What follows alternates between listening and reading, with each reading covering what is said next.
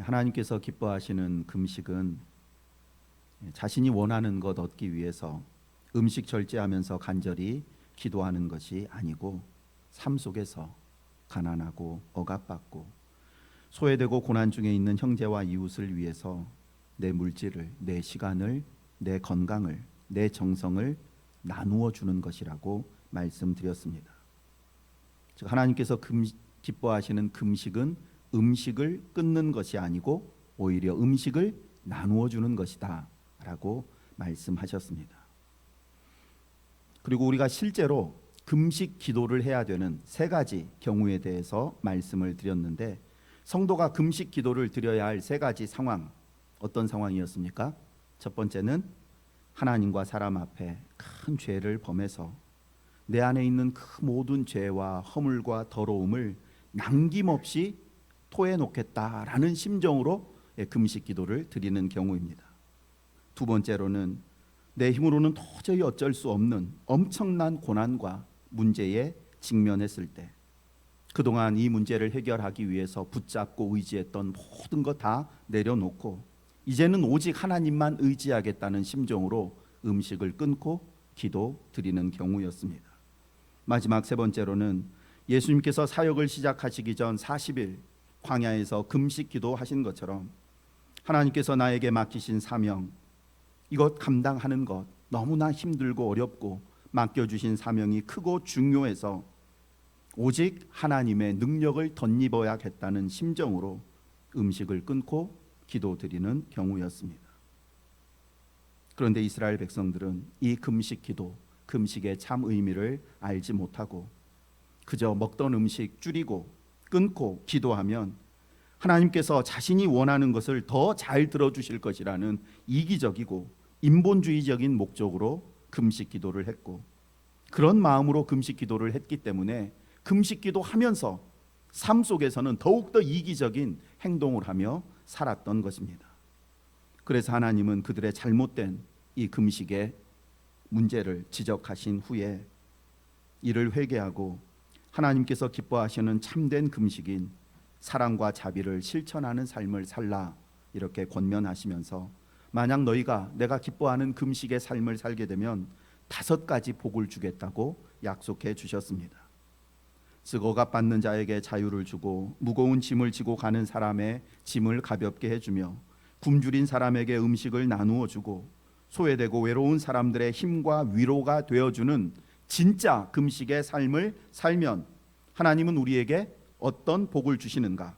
5가지 함께 읽어보겠습니다. 우리 삶 가운데 있는 모든 어둠의 세력을 몰아내 주시고 우리의 상처와 아픔과 문제가 급속하게 치료를 받으며 예수 그리스도의 의가 우리를 앞서 인도하며 마귀의 정죄를 막아주시고 하나님의 영광이 우리를 보호해 주시며 우리가 도움을 구하며 부르짖을 때 내가 여기 있다는 하나님의 응답을 얻는 복, 이 5가지 복을 하나님이 기뻐하시는 금식의 삶을 살 때 받을 수 있습니다. 이제 이어지는 오늘 59장에서는 앞선 58장에서와 마찬가지로 하나님께서 이스라엘 백성들의 잘못된 금식과 안식일 준수에 대해서 책망하신 것처럼 이번에는 이스라엘 백성들의 죄와 허물, 그들의 지금 삶 가운데 있는 죄와 허물을 구체적으로 지적하십니다. 그러자 이사야 선지자가 온 백성을 대표해서 자신들의 죄악, 그리고 그 죄로 인해서 생긴 이 비참한 현실을 하나님 앞에 말씀드리면서 회개의 기도를 드리는 내용이 오늘 59장 말씀입니다. 이제 오늘 말씀 좀 더 살펴보며 하나님 말씀 듣도록 하겠습니다. 하나님께서는 1절, 2절 말씀에서 하나님께서 이스라엘 백성들의 기도를 듣지 않으시고 그들이 어려움에 처해 있음에도 불구하고 구원의 손길을 내밀지 않는 이유는 그들의 죄 때문이라는 사실을 선언하십니다. 여호와의 손이 짧아 구원하지 못하심도 아니요 귀가 둔하여 듣지 못하심도 아니라 오직 너희 죄악이 너희와 너희 하나님 사이를 내었고 너희 죄가 그 얼굴을 가리워서 너희를 듣지 않으시게 함이니. 하나님께서 이 말씀을 하시게 된 계기는 이스라엘 백성들이 하나님을 향해서 이런 원망을 했기 때문입니다. 하나님 왜 우리 기도를 들어주시지 않습니까? 왜 고난 가운데 있는 우리의 가정과 우리 민족을 구원해 주시지 않습니까? 이와 같은 항의성 기도에 대해 하나님께서는 앞선 58장에서는 너희가 잘못된 금식을 하고 있고 안식일을 제대로 준수하지 않기 때문이다 라고 말씀하셨고, 이제 59장에서는 그들의 몸과 마음과 삶과 신앙생활 전반에 걸쳐 있는 죄악을 지적하시면서 이런 죄들 때문에 내가 너희의 기도를 들어줄 수가 없다라고 말씀하십니다.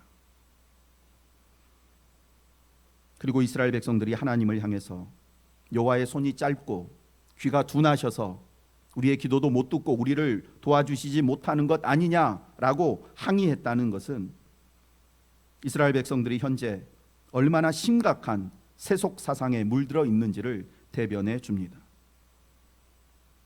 하나님을 비교할 대상과 비교를 해야지 세상 사람들이 섬기는 헛된 우상과 비교하며 하나님에 대해서 말도 안 되는 오해와 불신앙을 품게 된 것입니다. 무슨 말씀인가 하면 당시 이방인들이 생각하던 신은 자기의 전문 분야에서는 인간의 능력을 월등히 초월하는 위대한 능력을 발휘하지만, 그러나 다른 분야에서는 일반 인간과 별반 다름없는 제한된 능력을 가진 그런 불완전한 신들이었습니다.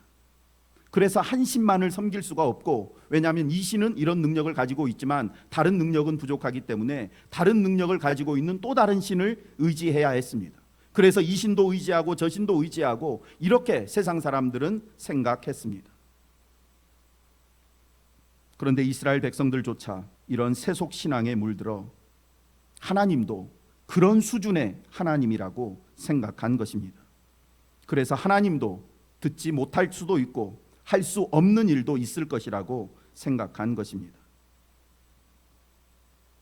그래서 자신들의 삶 가운데 찾아온 고난의 원인을 자신들에게서 찾으려 하지 않고 오히려 하나님을 핑계하면서 하나님의 능력의 손이 짧아서 우리를 구원해 주지 못하시는 거고, 하나님의 귀가 둔하셔서 우리의 기도를 듣지 못하시는 것 아니냐고 말도 안 되는 불경스러운 생각과 말을 하게 된 것입니다.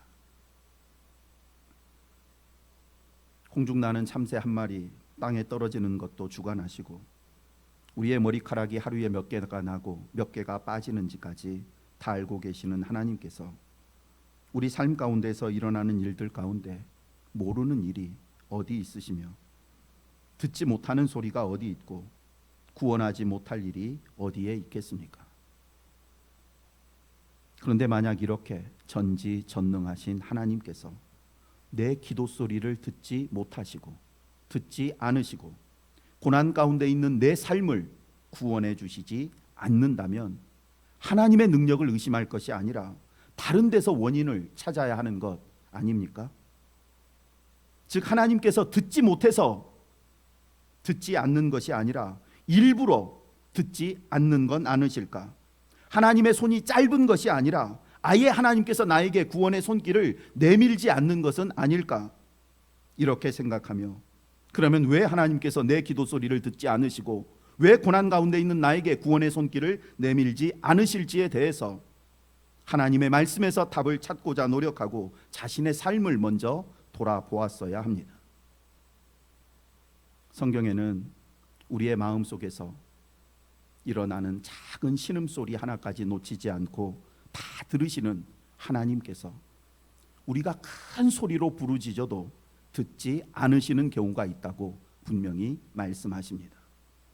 어떤 경우에 하나님께서 우리의 부르짖는 소리를 듣지 않으십니까? 하나님과 나 사이에 죄가 끼어들어서 그 죄가 하나님의 귀를 막을 때입니다. 하나님은 회개하지 않는 사람의 기도는 듣지 않으십니다. 사람의 방언과 천사의 말을 해도, 즉 유창하고 신령한 기도를 드리는 것 같아도 그 사람의 마음 속에 사랑이 없으면, 즉 회개하는 마음이 없으면 그 기도는 울리는 꽹과리 소리에 불과하고 아무 의미도 없는 소리에 불과하다고 말씀하셨습니다. 1절 말씀의 핵심은 하나님께서는 죄 있는 사람의 기도는 듣지 않으신다는 것입니다. 왜 그럴까요? 만약 하나님께서 죄인들의 탐욕, 욕심, 죄악이 가득한 기도를 들어주시면 그것은 곧 하나님께서 내 안에 있는 죄를 장려하고 내 안에 있는 탐욕을 충족시키는 것과 같기에 죄와 탐욕이 가득한 기도는 들어주실 수가 없는 것입니다. 계속해서 하나님께서는 3절부터 8절까지 말씀을 통해서 이스라엘 백성들의 죄악이 얼마나 심각하고 그 죄악이 각 개인의 삶과 사회 전반에 걸쳐서 얼마나 광범위하게 퍼져 있는지를 구체적으로 말씀하십니다. 그들은 신체적으로 육체적으로 온갖 죄를 저질렀고 정신적으로 죄를 저지르며 영적으로 죄를 저지르고 그들의 생각과 사상 전체가 죄악에 물들어 있다고 하나님은 말씀하십니다. 손과 발과 입술과 혀로 죄악을 행했고 그들의 생각과 사상이 부패했으며 사회 정의를 지키는 마지막 보루라 할 수 있는 법정까지 오염되어 있다고 말씀하십니다. 죄란 하나님의 뜻대로 살지 않는 것인데 보다 구체적으로 말씀드리면 앞선 58장 6절 7절에 기록되어 있는 그 하나님의 뜻대로 살지 않는 이것이 죄입니다. 함께 읽어보겠습니다. 내가 기뻐하는 금식은 흉악의 결박을 풀어주며 멍에의 줄을 끌어주며 압제 당하는 자를 자유하게 하며 모든 멍에를 꺾는 것이 아니겠느냐. 또 줄인 자에게 내 양식을 나누어 주며 유리하는 빈민을 집에 들이며 헐벗은 자를 보면 입히며 또 내 골육을 피하여 스스로 숨지 아니하는 것이 아니하겠느냐. 아멘. 즉 하나님께서 기뻐하시는 이런 금식의 삶을 살지 않고 오히려 자기 배만 불리는 탐욕과 자기 의를 주장하는 교만한 모습으로 사는 것이 죄입니다. 자기 배만 생각하고 자기 생각만 주장하는 삶은 죄인을 위해서 자신을 내어주시고 죽기까지 자기 자신을 낮추신 예수님의 삶을 부인하는 것과 같기에 하나님 앞에 무서운 죄가 되는 것입니다. 한마디로 하나님과 나 사이를 점점 멀어지게 만들고 그래서 내가 아무리 크게 부르짖어도 하나님의 귀에 그 소리가 들리지 않게 만드는 죄란 예수님처럼 나를 낮추고 희생하는 삶을 살기 위해 노력하지 않는 것입니다. 예수님처럼 살려고 노력하지 않는 것, 그것이 죄이고 그 죄가 내 안에 가득하면 가득할수록 나와 하나님 사이는 멀어지게 됩니다.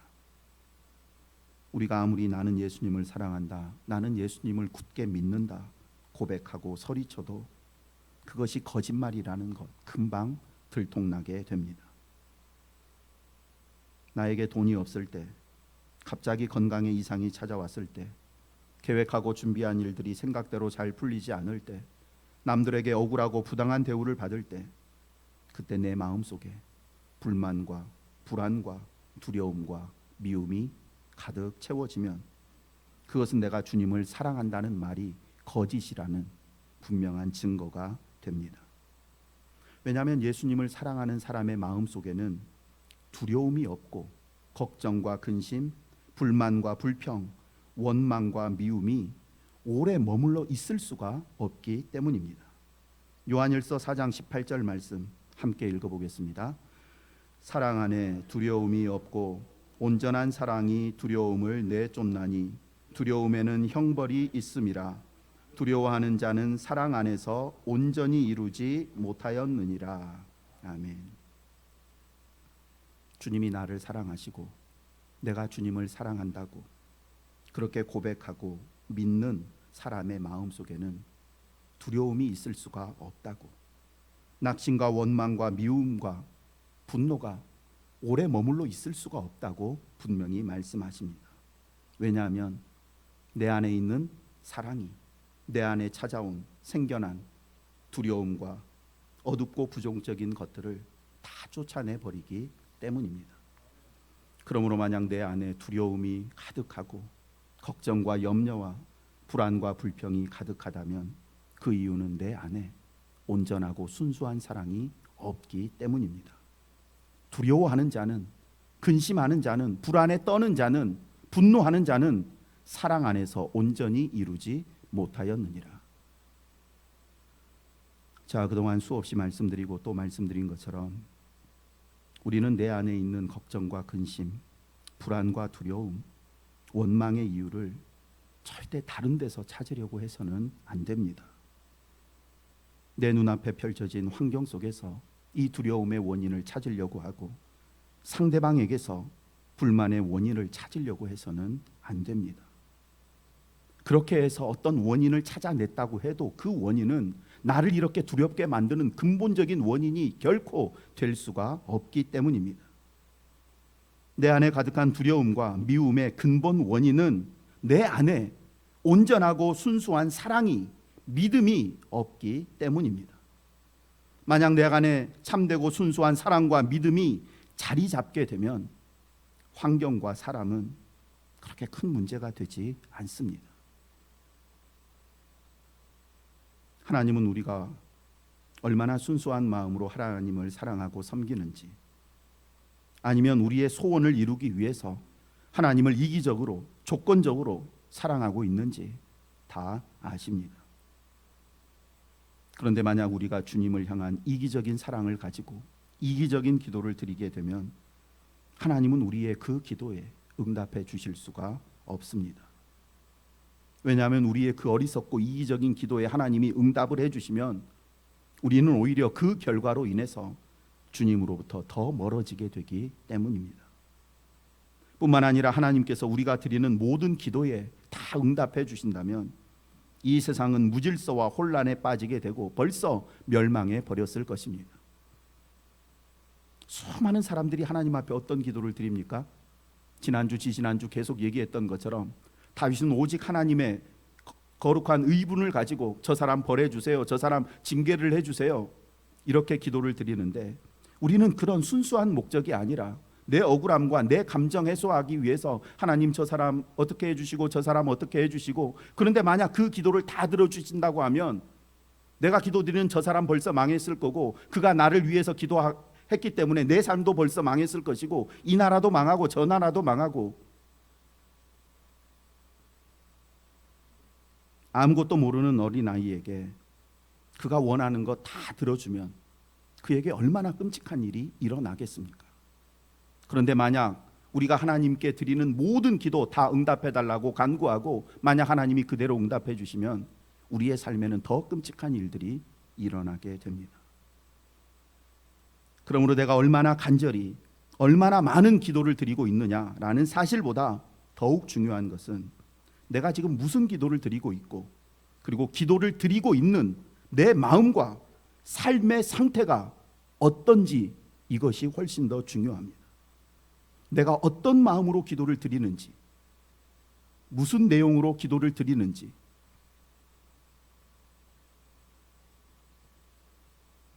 믿지 않는 세상 사람들도 얼마나 정성을 다해서 간절히 그들이 섬기는 신에게 기도를 드리는지 모릅니다. 간절함이 중요하지만 그러나 그것보다 더 중요한 것은 내가 어떤 마음으로 그것을 간절히 사모하고 있는지, 그리고 내가 하나님 앞에 기도드리면서 내 삶의 형편은 어떠한지를 돌아보는 것입니다. 만약 3절에 기록되어 있는 것처럼 우리의 손에 피가, 손가락에 죄악이, 입술에 거짓이, 혀에 악독이 묻어 있다면 그런 상태에서 드리는 기도는 나와 내 가정과 우리 공동체를 유익하게 만드는 것이 아니라 오히려 나와 너와 우리 공동체를 파괴하고 해치는 무서운 결과를 낳게 됩니다. 그러니 하나님께서 그런 기도 들어주실 수가 없는 것입니다. 기도는 나의 뜻을 포기하고 하나님의 뜻을 받아들이는 과정이다, 다 알고 있습니다. 기도는 내 뜻을 하나님의 뜻에 맞추는 과정이다, 다 알고 있습니다. 하나님께서는 내가 기뻐하는 금식, 내가 기뻐하는 금식 생활하는 것, 이렇게 어려운 사람에게 사랑과 자비를 베푸는 것, 이것이 나의 뜻이다라고 말씀하셨기 때문에 우리는 하나님 앞에 기도하면서 어찌하든지 하나님이 원하시는 그 뜻대로 살 수 있도록 억압받고 소외되고 남들이 무시하는 그 사람에게 다가가서 그 사람의 편이 되어주고 위로가 되어줄 수 있는 그런 마음과 힘을 나에게 달라고 기도하는 것이 바른 기도이고 하나님은 그런 기도에 기쁘게 응답해 주십니다. 누구나 배부르게 살고 싶고 높아지기를 원하고 내가 하고 싶은 대로 자유로운 삶을 살기를 원합니다. 이것이 내 뜻입니다.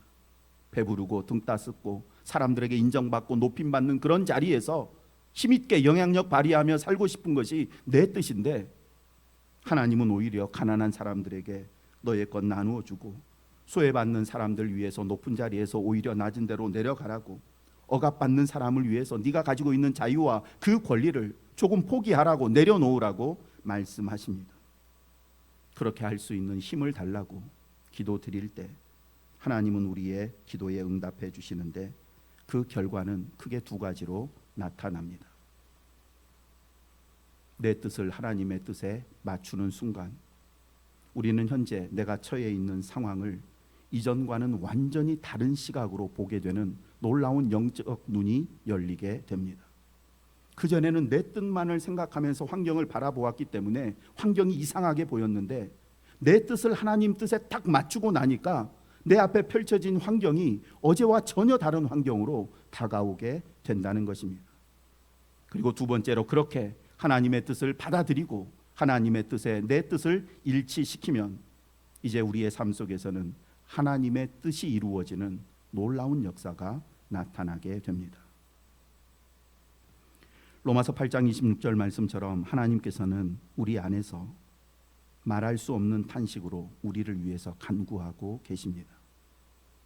그런데 우리 안에서 말할 수 없는 탄식으로 간구하시는 그 간구의 주된 내용이 무엇인가 하면 어리석고 연약한 우리가 마땅히 기도할 바를 기도하는 사람이 되게 해달라는 간구입니다.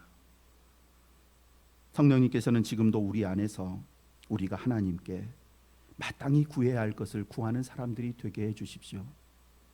저가 아직 연약해서 어리석고 부족해서 무엇을 구해야 할지 모르는데 하나님 마땅히 구해야 할 것을 구하는 사람이 되게 해주십시오라고 성령님이 지금 우리 안에서 탄식하며 그렇게 기도하고 계신다라는 것입니다.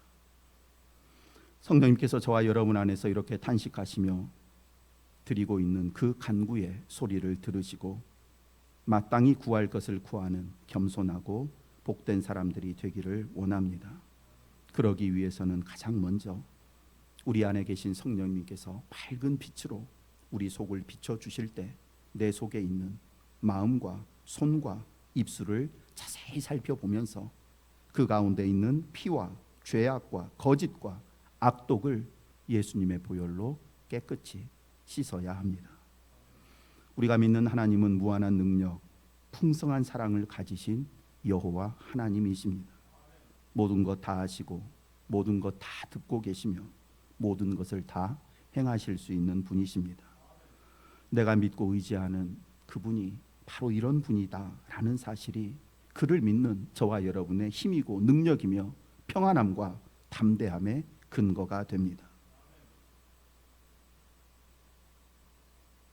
하나님은 어제나 오늘이나 영원토록 변함없이 그 자리에서 동일한 능력과 사랑을 가지고 계시기 때문에 하나님에 대해서는 염려할 필요가 없고 우리는 우리의 모습만 잘 살펴보면 됩니다.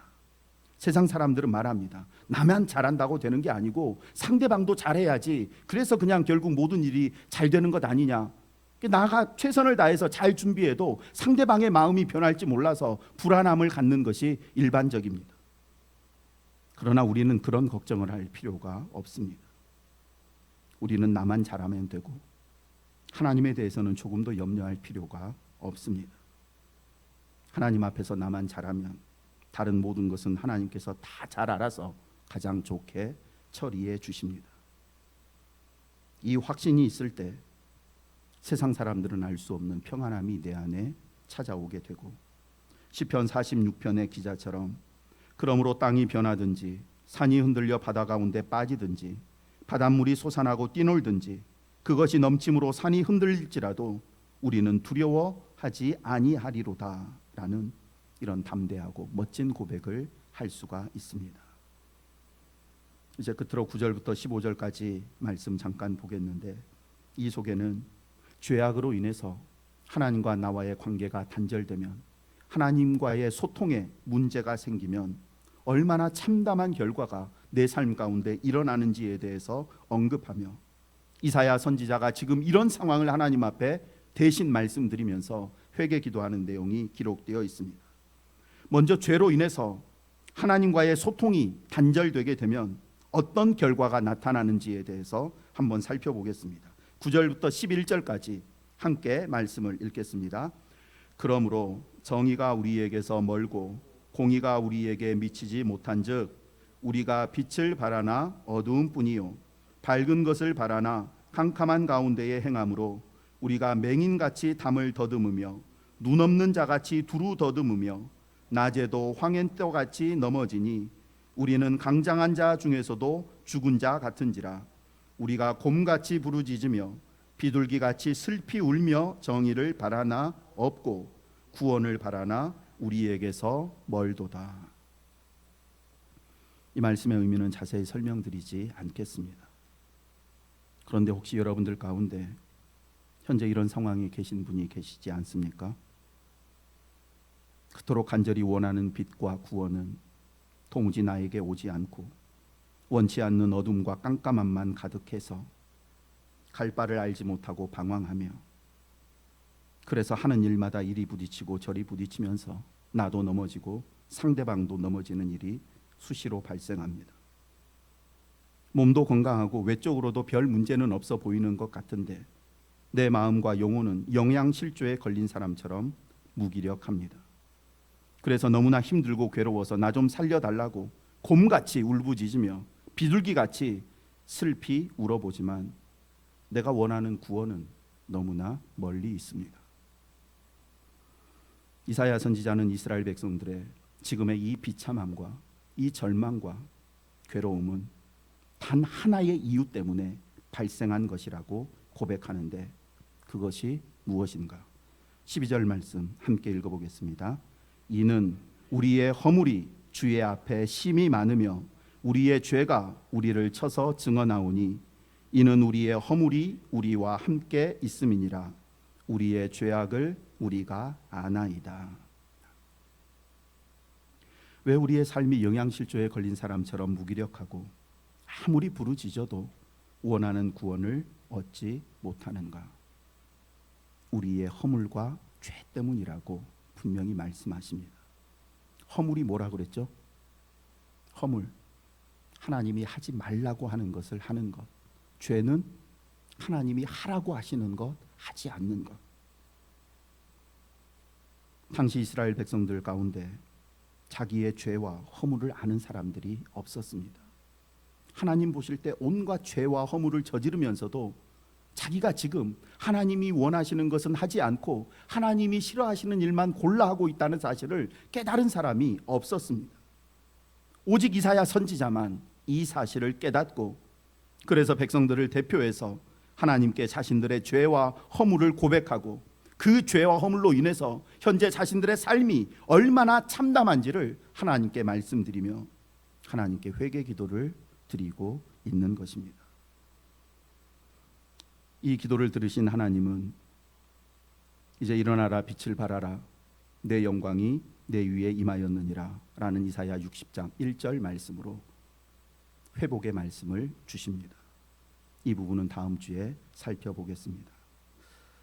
오늘 저와 여러분도 어둡고 참담한 우리의 삶, 그리고 이 나라의 현실을 바라보면서 이사야 선지자가 그랬던 것처럼 하나님께 이런 기도 드릴 수 있기를 원합니다. 이제 화면을 보면서 함께 이 기도 드리고 말씀을 마치겠습니다. 사랑과 자비가 풍성하신 하나님 아버지, 현재 제 삶에 이 나라에 제가 원하는 빛과 정의와 구원과 평강은 없고 어둠과 불의와 절망과 고통만 가득합니다. 이 모든 이유는 저의 죄와 허물 때문임을 고백합니다. 제가 하나님이 하라 하신 것들은 하지 않고 하지 말라고 하신 일들만 함으로 지금 제 삶과 저희 공동체가 이렇게 많이 망가지고 병들었습니다. 저의 죄와 허물을 인정하고 회개하오니 저희 삶을 다시 빛 가운데로 인도해 주시고 저의 병든 몸과 마음과 영혼을 구원하여 주옵소서. 예수님의 이름으로 기도드립니다. 아멘.